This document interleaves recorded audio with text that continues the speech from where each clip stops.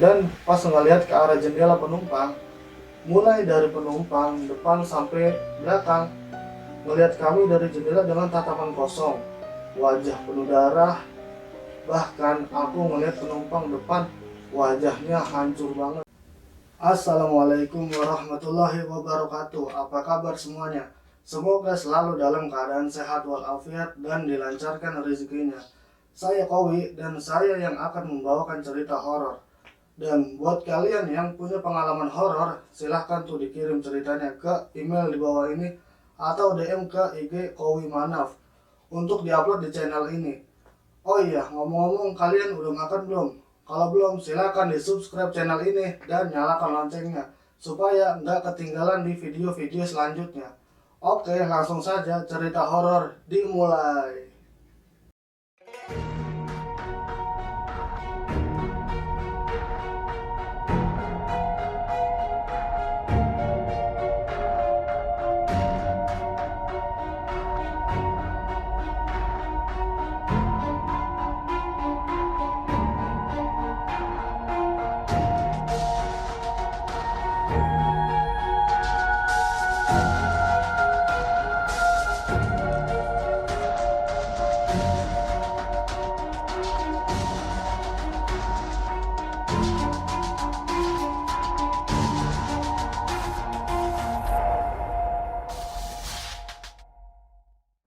Pengalaman menaiki bus malam jurusan Bandung-Jakarta. Ketika aku masih berusia 6 tahun, ibu dan ayah keduanya sibuk bekerja dari pagi sampai sore. Dan pada sore hari pun kami jarang banget ketemu ayah. Soalnya ayah jarang pulang ke rumah. Itu yang membuat aku dan kakak nggak terlalu dekat dengannya.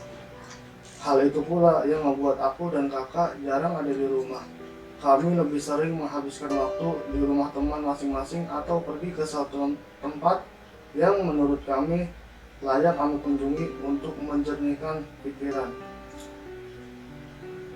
Selain itu, kami menyadari bahwa ini merupakan salah satu efek dari kurangnya kasih sayang yang diberikan oleh seorang ayah. Aku nggak menyalahkan salah satu pihak. Aku nggak punya hak akan hal itu.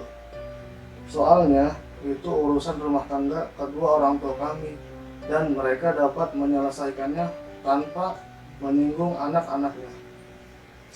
1996, aku masih ingat, waktu itu masih berumur 6 tahun dan baru masuk sekolah dasar SD. Sementara kakakku masih SMP kelas 2.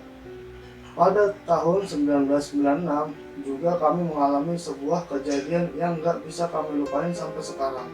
Siang itu di hari Minggu, aku mendengar suara yang cukup berisik yang berasal dari ruang tamu rumah. Ternyata ayah sedang berselisih paham. Aku sempat melihat mereka berdua sekilas dan memutuskan kembali ke kamar untuk mendengarkan lagu yang kuputar dari Walkman. Pertengkaran ibu dan ayah semakin memanas dan treng, aku mendengar suara gelas pecah yang dilempar oleh ibu. Aku berusaha untuk nggak memperdulikan hal itu dan lanjut mendengarkan musik. Selang beberapa waktu, pintu kamarku terbuka dan kakak masuk ke dalam kamarku untuk mengajak pergi dari rumah dengan alasan kondisi yang semakin gak baik. Saat itu aku nggak punya pilihan lain dan belum ngerti apa-apa. Begitu kakak ngajak pergi, spontan aku mengikutinya. Aku mengemasi beberapa pakaian seperlunya dan membongkar celengan yang jumlahnya kalau nggak salah 20.000. Setelah maghrib, ketika kondisi sudah mulai membaik di rumah dan sudah agak tenang, aku dan kakak lewat pintu belakang untuk keluar rumah. Kita menuju jalan raya. Kak, kita mau kemana ini? Udah malam. Kamu percaya sama kakak kan? Jangan banyak tanya, ikut dengan kakak aja. Iya kak, aku mengangguk dan memegang erat tangan kakak seolah nggak mau lepas. Aku sempat berpikir mungkin kami akan pergi ke rumah teman kakak yang berada nggak terlalu jauh dari rumah, atau mungkin ke rumah nenek. Tapi dugaanku salah. Kami menuju terminal bus dan aku nggak tahu pergi kemana. Keadaan di terminal bus pada tahun 1996 bisa dibilang kurang aman buat anak-anak selepas maghrib. Banyak preman dan orang jahat yang ngeliatin kita. Menyadari akan hal itu, kakak memutuskan untuk keluar dari terminal itu. Lalu kami naik angkot untuk menghindari orang jahat. Sekitar 3-5 km, kami memutuskan untuk turun dari angkot dengan terlebih dahulu melihat kondisi sekitar yang cukup aman dari preman-preman. Malam itu aku dan kakak berada di pinggir jalan yang berjarak 5 km dari rumah.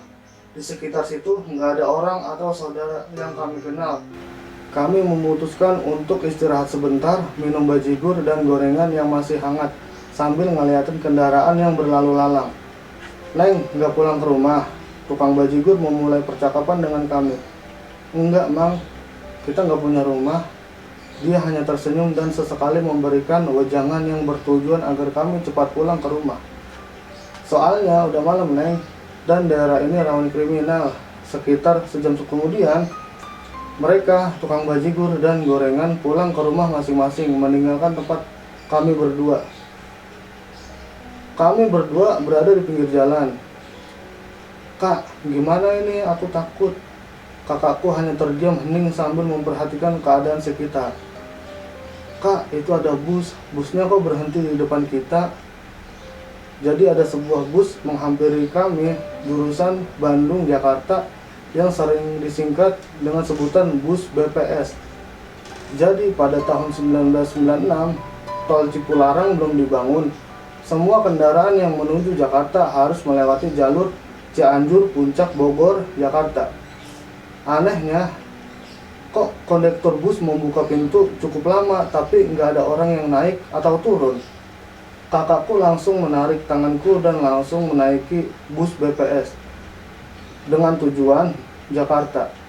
Kami menaiki tangga pintu masuk bus bagian depan dan si kondektur tidak mempersilahkan kami masuk atau menyapa. Dia hanya terdiam dengan posisi membelakangi kami menghadap kaca depan bus. Begitupun dengan sopir bus yang nggak mengucapkan sepatah kata pun. Hening dengan tatapan kosong sedikit merunduk.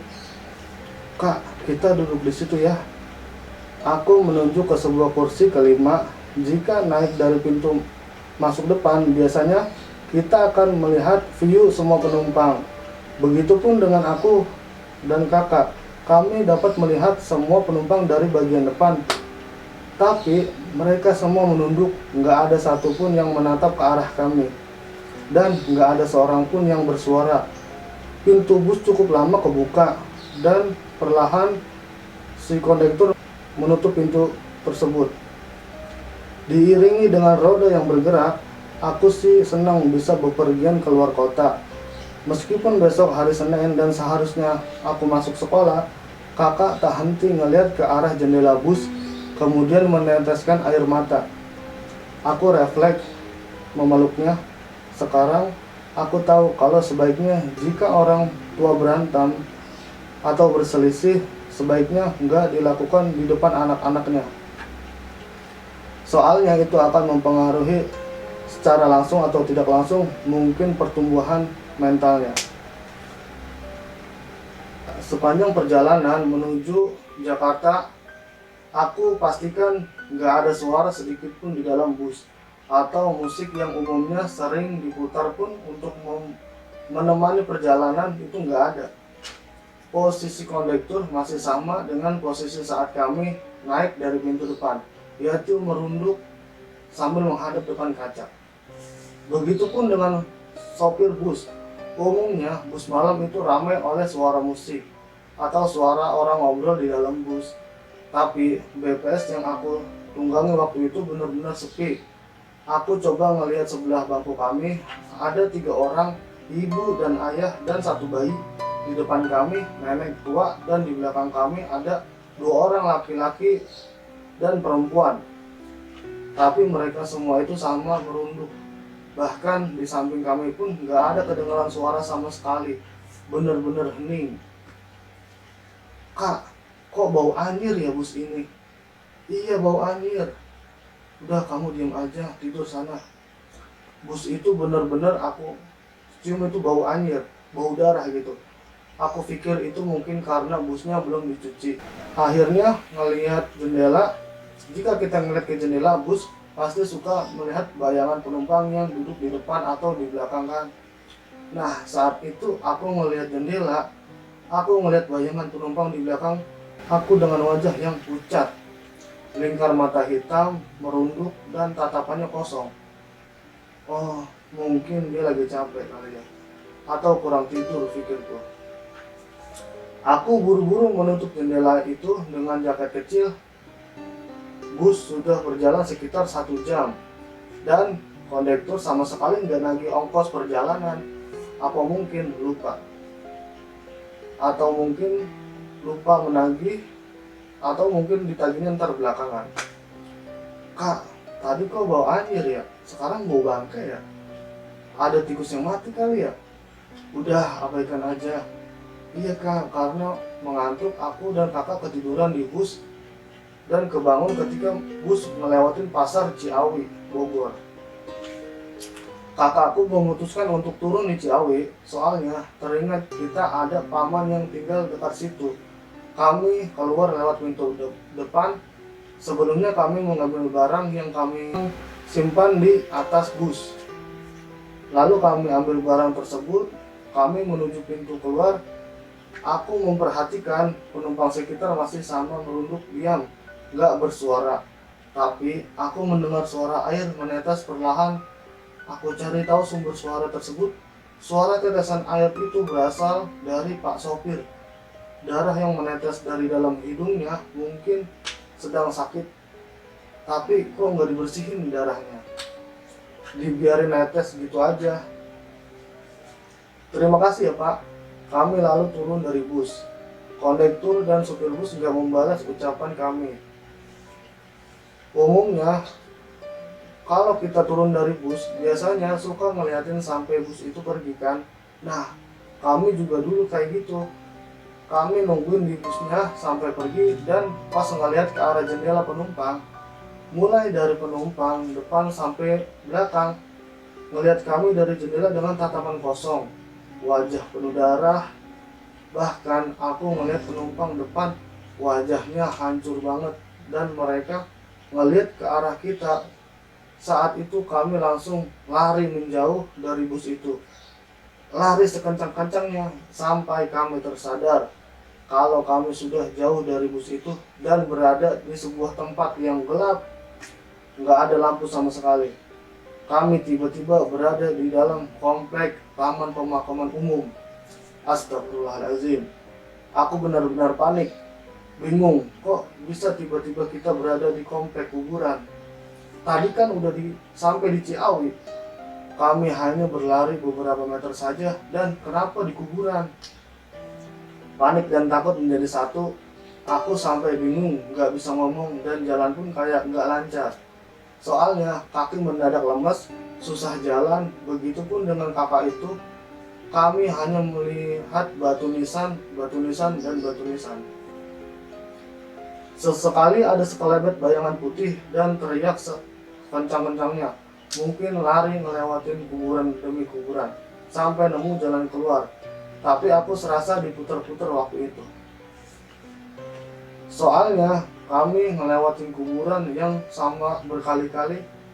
Sempat putus asa, aku dan kakak menangis sejadi-jadinya dan teriak sekencang-kencangnya dengan harapan warga yang mendengar kami. Lalu ada seseorang kakek memakai baju serba putih di kepala, memakai ikat kepala kayak belangko, dan anehnya aku merasa nyaman dan gak takut pas dituntun oleh kakak itu. Wangi banget, wangi bermacam-macam bunga. Kakak itu menuntun kami keluar dari komplek kuburan, dan saat kami mau berterima kasih kepada kakak itu, kami udah gak melihat dia. Sesaat dia hilang. Aku mendengar suara orang sedang ronda, dan kami mendatangi suara tersebut dan meminta tolong. Kami diselamatkan oleh seorang tukang ronda, dan aku menceritakan apa yang sebelumnya kami alami hingga kami bisa nyasar di kuburan itu. Pak Soleh membawa kami ke rumahnya. Di sana kami dapat beristirahat, dikasih makan, dan diperbolehkan tidur. Kalian tahu kami ada di daerah mana? Malam itu kami ada di Bandung. Keesokan harinya kami diantar oleh Pak Soleh ke rumah kami. Sesampainya di rumah, ibu dan ayah langsung memeluk kami karena mereka khawatir. Jadi menurut ayah dan ibu, kami sudah nggak ada selama 4 hari. Mereka sampai udah ngebuat laporan ke kantor polisi meminta bantuan untuk mencari kami. Aku masih nggak ngerti gimana bisa selama 4 hari kami menghilang. Soalnya aku pastikan aku dan kakak itu cuma beberapa jam saja naik bus sampai nyasar ke komplek kuburan. Buat kalian yang masih suka naik bus malam, hendaknya selalu berhati-hati. Jangan sampai kejadian yang aku alami, kalian alami juga.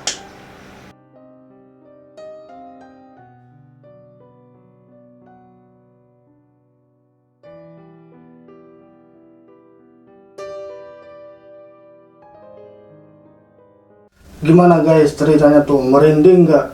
Makasih buat kalian yang udah nonton video ini, dan makasih juga buat Bang Galih Natasha Smita yang sudah bersedia ceritanya untuk dibawakan di channel ini. Semoga kita semua dalam keadaan sehat dan baik-baik saja. Dan buat kalian semua, jangan lupa makan dan tetap jaga kesehatan. Oke, sampai bertemu di video-video selanjutnya.